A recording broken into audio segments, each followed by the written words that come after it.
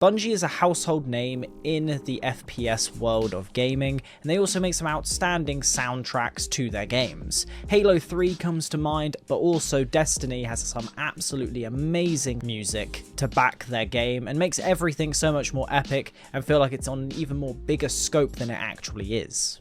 To all of the Halo fans though, they got absolutely upset when Bungie ended up cutting ties with Microsoft back in 2007, and 3 years later after that releasing the last Halo game they were ever going to release, being Halo Reach. And after that, 343 don't really know what they're doing with Halo at this point. Who knows what they plan to do with the future of the franchise, but honestly all we know is that Bungie was able to make Halo a great game, and I'm going to talk about in this video why I think Sony will actually allow Bungie to thrive more than they ever have in the past.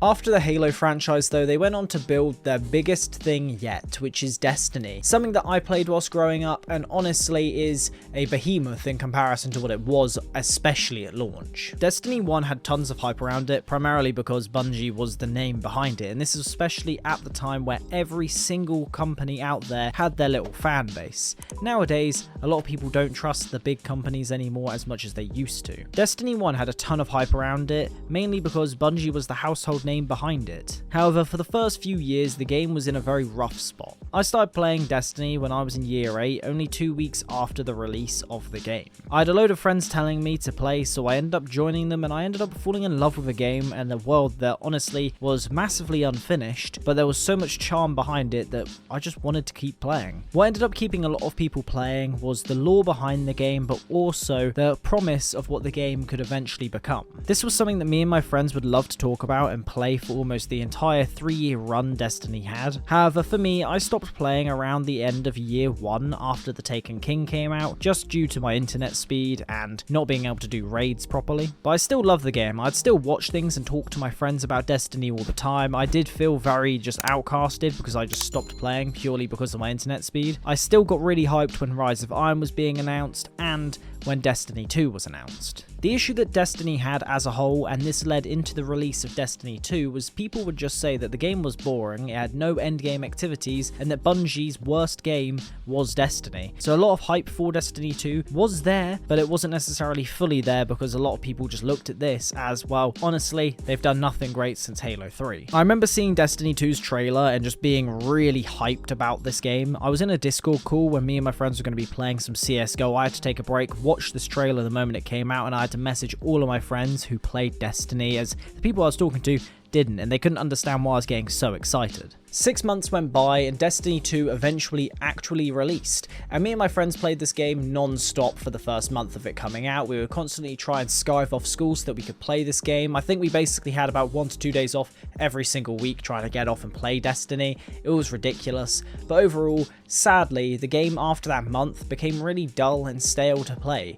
and really, it was because of us, but also there was a lack of endgame content. What people were saying about Destiny was true. This game was boring and the game had nothing for you to do once you completed it. Now the reason for this is that Destiny 2 was completely focused at a different target audience. They wanted to bring in the casual player.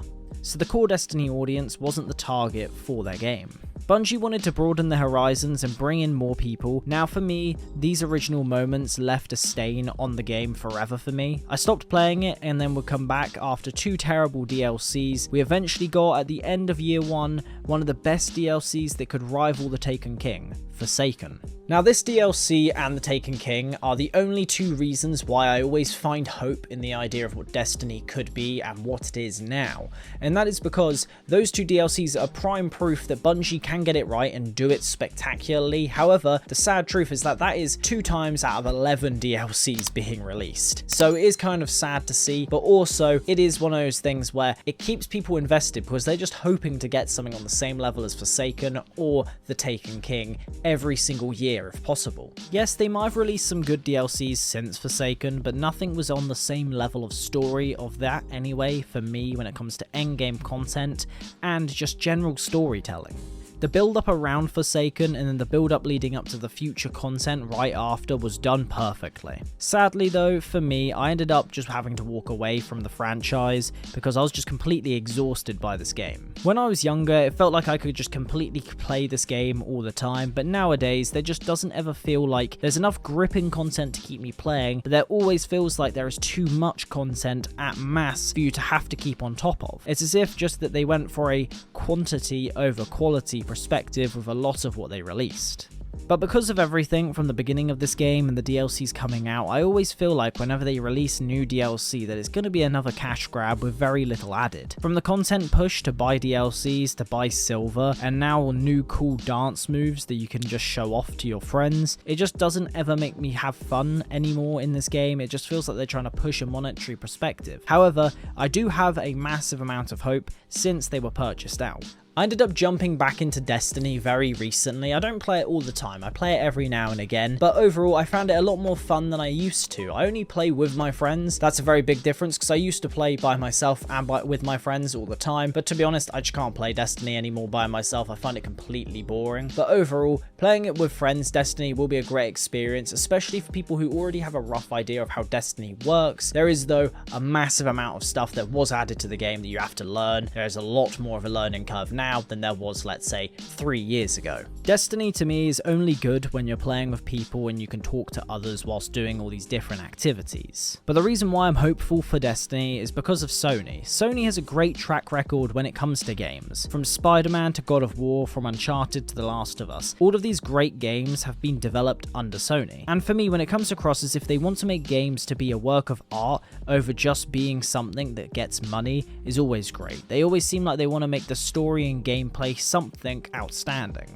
The only thing I will say to counteract this argument slightly is obviously Sony doesn't have a track record with multiplayer games or live service games, so hopefully what they do with single player games translates into Destiny. They can actually make a great experience out of this game versus what we've got in the past where, you know, you have Activision forcing them to do more and more stuff, which really hasn't changed. I think everyone thought when Activision were leaving, well, when they severed ties with Activision, that Bungie would stop pushing silver all the time, stop having DLC at £40. People thought, you know what, maybe that's going to stop. Turns out it didn't. I don't see this stopping now. I think the monetary side of it is still going to be something pushed all the time. Every time you load up the game, it's going to tell you, buy this silver, buy this DLC. Did you know we've added this new feature to the game? Buy our silver. That's something that will kind of be continuing forever.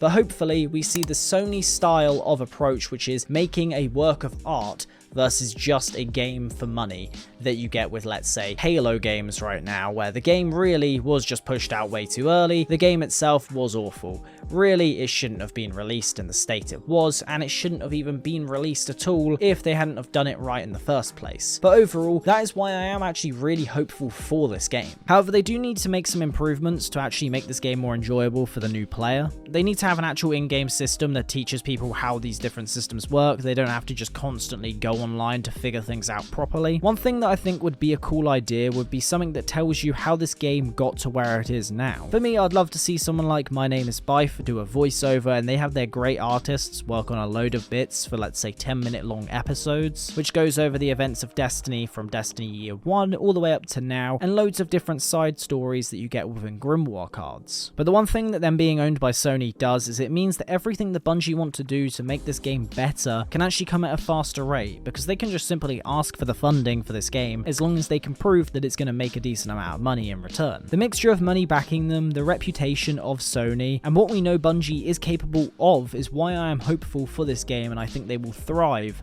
under Sony. And with that all being said, I hope you guys enjoyed this video. If you did, make sure to leave a like and do subscribe for more content in the future. I upload gaming content every single Friday and Sunday, and then I'm going to be eventually uploading a gaming video every Monday as well. So yeah, stay tuned for that sort of thing. Leave a like, do subscribe, and I'll see you guys in the next one. Have a good one.